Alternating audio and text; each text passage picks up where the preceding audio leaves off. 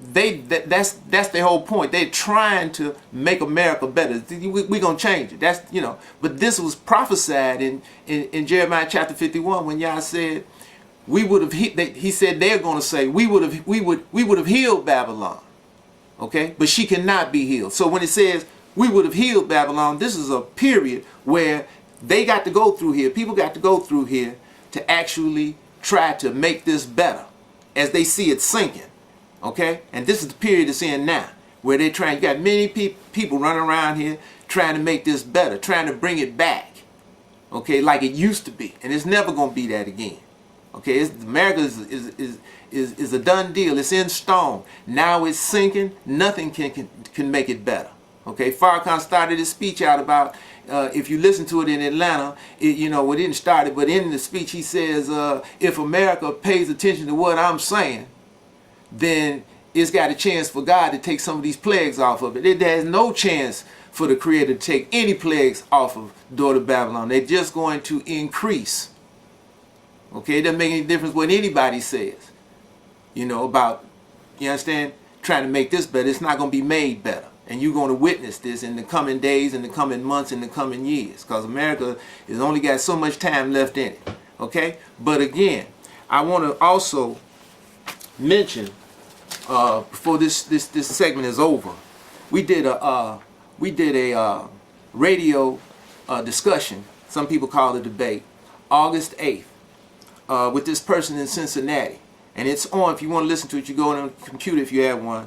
Ustream, USTREAM.tv/recorded/ and then they give you numbers 8811-582 and 8812-845. Now you can go in there and listen to that discussion that took place August the 8th with this person in Cincinnati. And I want to get this out because I hope the people who listen to that show, during that discussion, this person, you know, he's advocating, he's an Israelite, but again, he's confused. He wears the star of Esau around his neck. He spells Yah's name Y-A-H, and that's got to be wrong because it's got to be 4 consonants. You take the A out, you only got 2. And then he says Yahweh, that's incorrect, okay? But nevertheless, he called himself, you know, you understand, the way it seems as though this whole thing was contrived to get me into this discussion. And they didn't have to do that. It's like they went all the way around the block, you know, to get me in this discussion. They didn't have to do that. All he had to do was call and say, Yehuda, I wanted to debate, discuss these things on the radio show, and I would have participated because I'm not hiding from anybody. You okay? Because it's not about me, and it's not about him. It's not about any human being. It's about Yah. Okay? And it's all about getting this truth out. Now, you go in there and you listen to the discussion, and you'll hear that. But I just wanted, I couldn't get the, you know, when two of his congregants called in near the end, and the young lady mentioned about Joshua chapter 6, you know, and it surprised me. It got me off guard because I hadn't read Joshua chapter 6, man, long time, okay? So that, like I said, that got by me. I couldn't, I was trying to get the grasp of it as the show was going on. And he thought that solidified and validated his point that you can go out on the Sabbath day.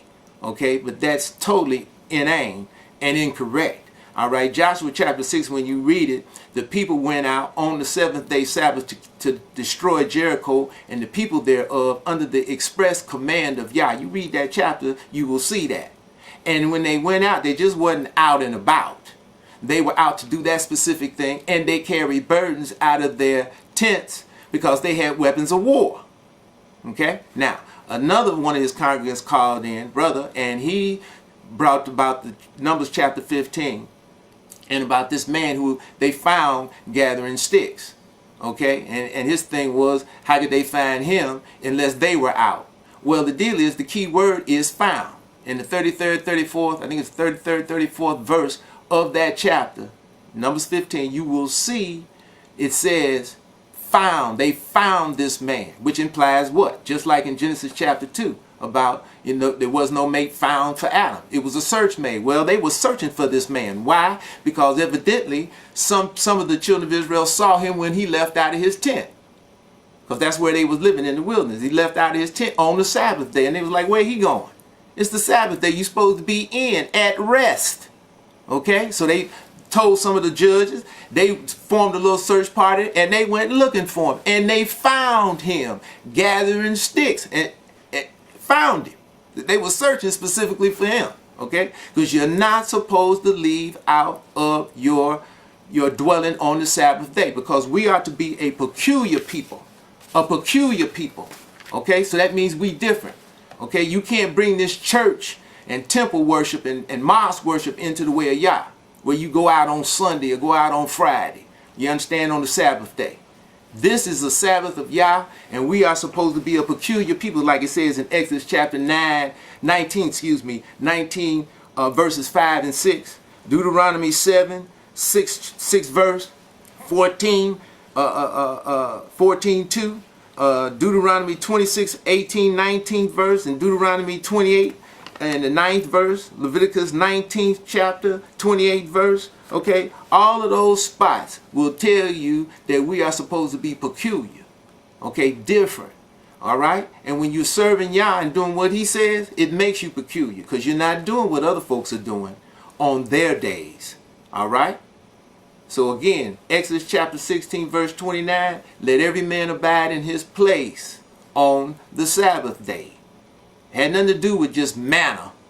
They wasn't supposed to go out, period, because you're supposed to rest. You cannot rest going out of your dwelling place. And that's wherever you live, wherever you are, when the Sabbath comes. And the Sabbath again starts even to even, dark to dark.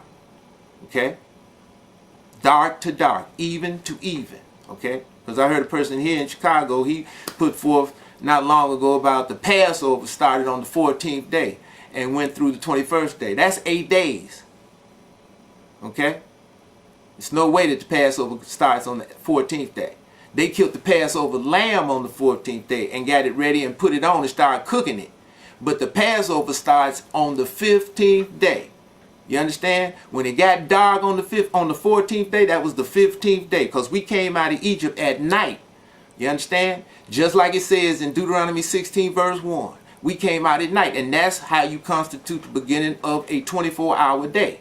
When you go to Genesis chapter 1, you understand, what does it say there? It says, it should say day, night, daylight. Night before the light, the day. Okay? Day, night, daylight. That constitutes a 24-hour period. All right?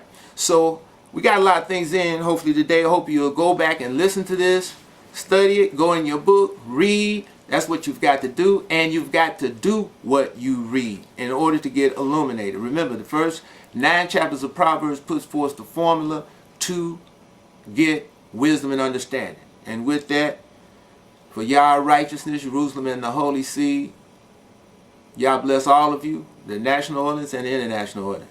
Peace.